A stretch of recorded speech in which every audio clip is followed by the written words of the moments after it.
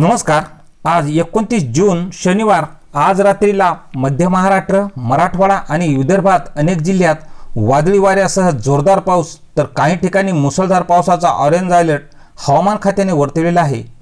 तर हवामान खात्याने दिलेल्या माहितीनुसार आज रात्रीला विदर्भातील नागपूर, अमरावती, चंद्रपूर, भंडारा, गोंदिया आणि गडचिरोली या जिल्ह्यात मेघगर्जनेसह मध्यम तर काही ठिकाणी जोरदार पावसाचा येलो अलर्ट हवामान खात्याने दिला आहे।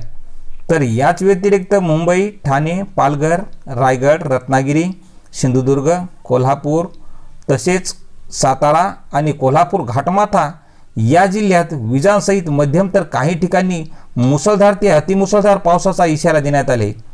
तर याच पार्श्वभूमीवर नागरिकांनी स्वतःची काळजी घ्यावी असं आवाहन हवामान खात्याने केलेले आहे।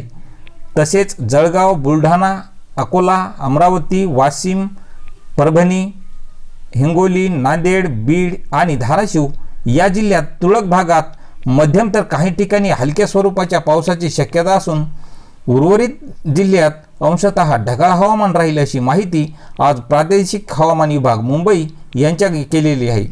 तर अशाच हवामानाच्या प्रत्येक बातमीसाठी चॅनलला सबस्क्राईब करा। धन्यवाद।